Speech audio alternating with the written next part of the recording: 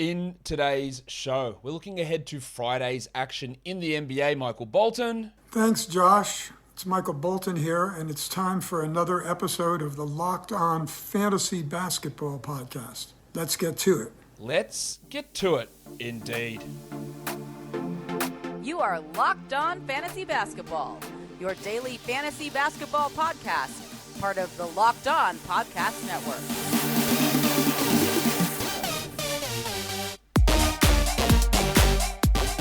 Hello and welcome to the Locked On Fantasy Basketball Podcast, brought to you by Basketball Monster. My name is Josh Lloyd and I am the lead fantasy analyst at basketballmonster.com and at Yahoo Sports Australia. And you can find me on Twitter, as always, at redrock_bball and on Instagram at Locked On Fantasy Basketball. Thank you for making Locked On Fantasy Basketball your first listen every day. We are free and we are available on all platforms. We're going to look ahead to Friday. There are 10 games on. We're going to talk streaming options as well. Warnie. Let's get it on, Gilly. First game is the Wolves taking on the Orlando Magic. Malik Beasley has been on fire. Will it continue? Well, there's a possibility.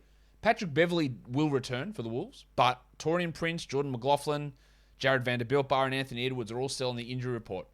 If one or two of those guys miss, then Beasley's minutes push up. Beasley has played 20 plus minutes for 5 straight games, and he started 3 straight. Now, that has been without Beverley or Edwards or Russell. We haven't seen them all play together and where Beasley fits. Let's see what happens. This also could be a blowout. So Nazareth Reed could be in for some good minutes. He's a guy that if he plays 20, he produces well. So maybe he's a sneaky stream option for deeper formats. But they've been able to limit Towns 24 and 29 minutes the last 2 games because they've won by a combined 73 points. And Reed has put up some good numbers there. For the Magic, I want to watch Mo Bamba. He's trending downwards. The minutes are not great. He's played 21, 22, and 20 the last 3 games. One of those was a close loss. One of them was a close win. And there was a blowout in there too. They're just really pushing those minutes back down as they're giving more to Carter, more to Mo Wagner, more to Chuma Akiki. And I also want to watch Jalen Suggs, who I like. I think he's got something. But if he's on a minutes limit because of his ankle problem, he's going to play 20 and he's going to shoot horribly. Shoot 20 as well. He's not a hold. You can move on. You can stream him. But maybe he proves me wrong in this game. Doubt it, but maybe. Clippers, Hawks. Reggie Jackson. It's been a wild roller coaster. Last game he was amazing. The game before that he was dreadful. But we know he's going to get lots of minutes, usually, and take a lot of shots. Sometimes they won't go in. But his assist rate is well up. His usage is well up. I just want to hope for a bit of consistency from him. That would be really good. Terrence Mann moved to the bench so Amir Coffey could start last game, but Mann still played big minutes, 29 off the bench, and he started the last game or the game before that and played 28, so it didn't really change much. He is still more of a back-end player versus a top 10 guy on your team. I still think there is 12-team league value with him.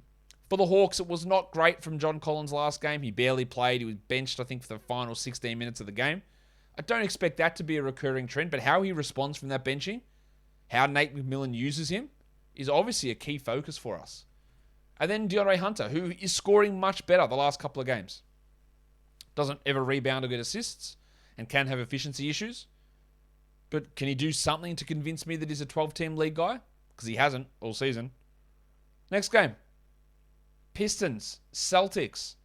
Marvin Bagley should get another opportunity to start. He was pretty bad in that first start against the Bulls. Now he has to take on Rob Williams and Al Horford. I don't think it's going to be any easier for him. I still believe, against my judgment of him as a player, that he is a 12-team league guy for now. But if he plays 28 minutes a night and goes 10 and 6 again, then what are we doing? I don't think we're bothering with that. Also want to watch Kelly Olynyk, who pushed up to 20 minutes last game. If Olynyk plays 23, we're rostering him. If I was them, I would play him over Bagley, just because it actually helps the team. It helps develop Killian Hayes. It helps develop Cade Cunningham and Sadiq Bey, because there's a dude that can shoot out there to help space the floor. When you're dealing with Corey Joseph and Jeremy Grant in the lineup, you don't have good shooters. Throw Bagley in there, it's even worse. So let's see how that dynamic looks. For the Celtics, last game, we got close to maximum Derek White. Maximum Derek. That was likely because Rob Williams played only 20 minutes due to foul trouble. So where does White sit? 22 minutes, 21 minutes, 26, 30. Well, where is it? Which one is it? I think it's going to be the 26 and under group. but we need to see what his playing time looks like. Also want to watch Grant Williams, who played a lot last game. Production wasn't quite there. Someone said, I can't wait for you to tell me to Jack Armstrong Grant Williams and say he's not must roster. I don't think I ever said he was must roster, to be honest. I said he was putting up some numbers where you could stream him in, but his value comes in his percentages, and that's not as readily visible to most people. But absolutely, Grant Williams is not a must roster player in 12-team leagues. He had some stream value. He was an interesting 14-team league guy. And I think he remains sort of a 14-team league player, but there is very little upside, I think, in what Grant Williams brings to fantasy. The Hornets and the Pelicans. LaMelo Ball. It's been frustrating, hasn't it?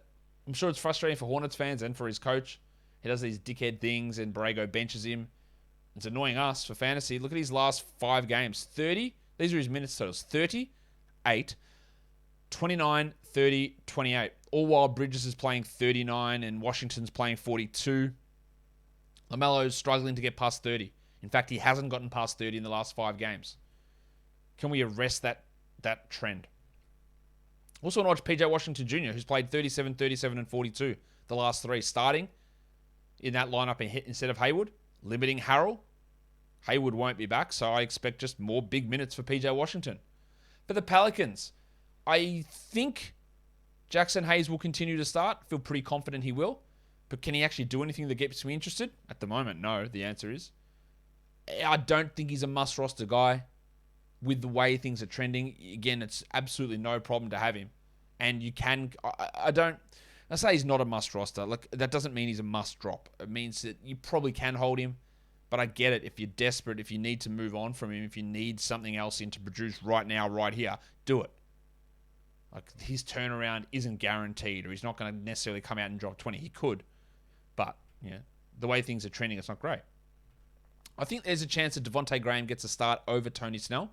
Snell played 31 minutes last game and did what Tony Snell does, while Graham played 29. Now, that doesn't mean that Graham's a must-roster because, again, he was playing 30 all year and doing nothing. Doesn't shoot well. His assists are down. No defensive stats, really. Hurts your field goals immeasurably. Well, not immeasurably. I can measure it. It's bad. And that will be one to watch. See if he pushes back into that larger role with Ingram currently on the sidelines. College basketball is not on the sidelines. It's actually full front right in our faces because the basketball tournament is here.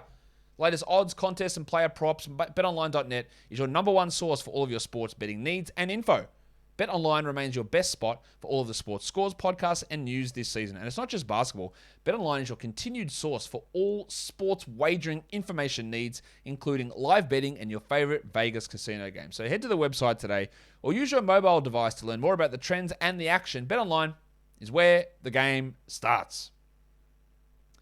Mavericks and the Rockets. Reggie Bullock has been playing poorly. Played terribly to start the year, had a nice little hot streak, back to playing poorly. The minutes in the role are fine.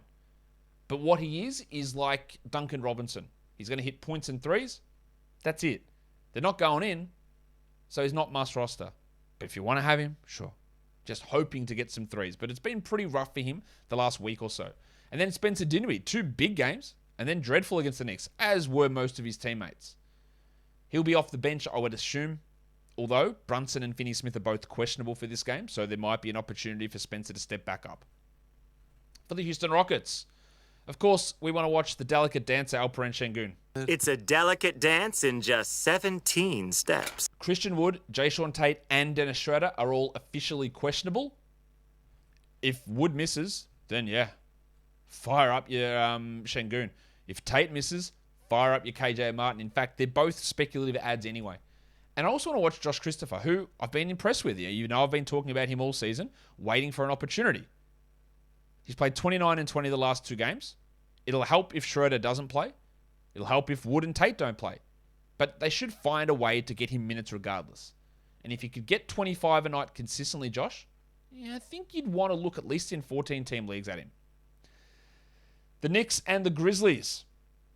Emmanuel Quickley's getting the minutes. It wasn't a very good game for him last time out against Dallas, one of the only players who didn't perform particularly well, but he still played 31 minutes in the last 2 games. And that's enough for me to be a 12-team league guy, while the diseased scrotum of Evan Fournier. His minutes are down, his production's down. There's just no point holding this bloke. He's played under 30 minutes in 4 of his last 5. Sure, he could play 36 and score 20 points He could also score 7 points on 7 shots. I don't think it's worth it. For the Grizzlies, we're still going to be without Dylan Brooks, it looks like. So another opportunity for D'Anthony Melton to get some good playing time and produce well, especially if you need steals. That's really what you rely upon him for. And I don't really know what to do with Brandon Clark. 27 minutes against the Rockets, didn't produce, and then played 14 against the Pelicans. 14 minutes is not enough. 27 is enough, but he's not producing well at all. I don't think he's even a top 300 player over the last 2 weeks. And we love what he can do when things are rolling, but again, we need to make decisions. Is Brandon Clark good enough to hold through the poorness, through the bad play? I don't think he is. So maybe this changes my mind, but I don't know. We'll see. Cavs in the Heat. Kevin Love was not good in the last game. There's no Jarrett Allen. There might be Karis LeVert returning. We don't know. But Love, interestingly, without Jarrett Allen, played 15 minutes. He played 30 the game before that. So figure that out. You can't really. I think Love will bounce back and is probably still worth holding, but it wasn't great. Darius Garland, he's been amazing. Usage is up, expectedly. How does that get impacted when LeVert returns? And can he keep this high level of efficiency going? That's what we want to watch for here. Well, for the Heat, Duncan Robinson hit some threes last game. That's really good. That's useful. That's what he's there for. But is he someone that I want to get excited about? I don't know. We're not sure about Jimmy Butler's sinus congestion, whether that's going to be cleared out enough for him to be able to play, or Caleb Martin's knee injury. Caleb Martin is questionable. I don't think he plays. But we'll get more info on that hopefully today. While Kyle Lowry, the usage is just nothing there. Assists are good, but he's just not taking any shots. I wouldn't drop Kyle Lowry, but I think we have to reset our expectations a little bit on what he's going to produce for us. The Jazz and the Spurs. Bojan Bogdanovic had to leave last game early with a thigh contusion. I think it was because they were up by 50 and he had a little bit of a knock. I wouldn't be too worried about Bojan missing the game against the Spurs on Friday, but obviously we need to watch that. And then Mike Conley. For ever since we got news that his minutes were going to ramp up, he's played 24, missed a game, then played 26 and 20. He's going to ramp his minutes up and play back-to-backs. Sure, misses a back-to-back and plays under 26 minutes. If he's a 26-minute-a-night player, which he's not, but if he is, he's a drop. I don't think he will be, but if he goes under again, then we've got to start having some discussions about it. For the Spurs, Josh Primo and Keita Bates-Diop are doubtful again. Devin Vassell, I don't know why he's just sitting at the 28-minute mark. He should be getting 31, 32, but he's not. That's frustrating in terms of where his value lies the rest of the season. I still think he's a guy we want to hold, but 29-minute-a-night Devin Vassell versus 32-minute-a-night Devin Vassell is a big difference. And if it's consistently 29, then he's maybe not must roster. I want to watch Doug McDermott as well. Just, I don't know, I guess because I hate myself. I'm not sure why.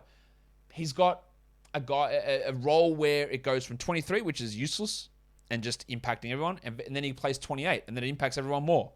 I'd love to see him just be gone so that we could see more Primo and more Walker and more Vassell with Keldon playing at the 4. But we're not. Is there any value in McDermott in fantasy leagues? Probably not much. And I mainly just include him here so I could just talk about how much I don't want him to play. The Raptors and the Suns. Gaz Trent.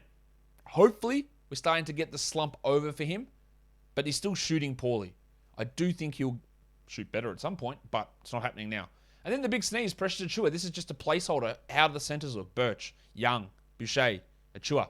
Achiuwa's probably going to get the most minutes out of that quartet, but the fact that there's 4 of them playing that role makes it really hard to rely upon any of them. In fact, you don't want to in any 10 or 12 or even 14-team league. None of those guys are 14-team league players. Well, for the Suns, we do want to see whether there is any residual impact on Cameron Payne's ankle. We also want to see whether Cameron Johnson plays. He's missed the last 3 with a quad issue. Yeah, Payne returned to action with that ankle, but sometimes shit swells up. Also want to watch Jay Crowder, who was starting to play well, and then the last 2 games has struggled somewhat. I still do think he is a must-roster player for now, but let's see whether that shooting can perhaps get back on track. Maybe he needs some Built Bar, the best tasting protein bar ever. New Year's resolutions are in the rearview mirror, but that doesn't mean you have to give up on your health goal. It doesn't have to mean you have to give up on delicious tasting treats, because Built Bar mashes them both together. Great tasting bars that taste like candy bars, but they're full of protein. 17 grams of protein, 130 calories. That's low, that's high. Fantastic nutritional profile, and the taste is amazing. So why don't you head to Built.com, use the promo code LOCKED15, get bars, or get their Built Puffs. protein-infused marshmallows. Built.com, promo code LOCKED15. Built Bar is built different. Wizards Lakers, the Kentavious Caldwell-Pope, Kyle Kuzma revenge game doubleheader. KCP is playing at a really high level. And I think he is a 12-team league guy for now. He is clearly ahead of Kispert and Avdia as they try to develop for the play-in. I don't know what they're trying to do. But anyway, KCP is better than those guys and he's getting minutes. And it's useful enough. Well, Dan Gafford doubled in 21 minutes off the bench. Does he play 21 minutes? Does Porzingis' minutes push up even further? If Gafford played 21, I would look at him as a 12-team league player. I don't have extreme confidence in that, but there is a back-to-back coming up. Porzingis is going to miss one of them. And if Gafford plays 21 in one game and then 26 in the other game, then yeah, there's some real value in that. For the Lakers, Austin Reeves is starting to play better. I don't think he's a 12-team league guy, maybe not even 14, but he's playing better and the minutes are up. Also want to watch Malik Monk, who is, I believe, a must-roster player, while Vogel continues to start him. Just wait for Vogel to go back and lean on Avery Bradley. That'll make everyone really happy. For back-to-backs, we're looking at Friday, Saturday. A lot of Wizards guys here, as I said. Porzingis is going to sit one of these. So you got Avdia, Kispert, Hal Neto, Ish Smith, Rui Hachimura. Then we go to PJ Tucker and Duncan Robinson in Miami. Dwayne Dedman in Miami. And the artist formerly known as Taurean Prince could be a stream option for Minnesota as well. If we're just going to focus in on Friday's games, Reggie Bullock, Maxi Kleber, and Dwight Powell can be streamed in from Dallas. KJ Martin, Kelly Olynyk, PJ Tucker, Jose Alvarado, Luke Kennard, Devontae Graham, Nico Batum. Deeper leagues, all of those names, plus add on Eric Gordon, Corey Kispert, Taurean Prince, Tyus Jones, Amir Coffey, Naz Reid, Corey Joseph, Cody Martin, Dwayne Dedman, and Isaac Okoro. And then in points league, some options for you to stream in. The Delicate Dancer, Alperen Şengün, Malik Monk, DeAnthony Melton, Mason Plumlee, Chuma Kiki, Devin Vassell, Alec Burks, Herb Jones, Isaiah Hartenstein, and Jackson Hayes. And that'll do it for me today, guys. Don't forget to follow this podcast on Apple Podcasts, Google Podcasts, Stitcher, Spotify, and on the Odyssey app. If you are here on YouTube, give us a thumbs up and leave your comments down below, guys. We are done here. Thank you so much for listening, everyone. See ya.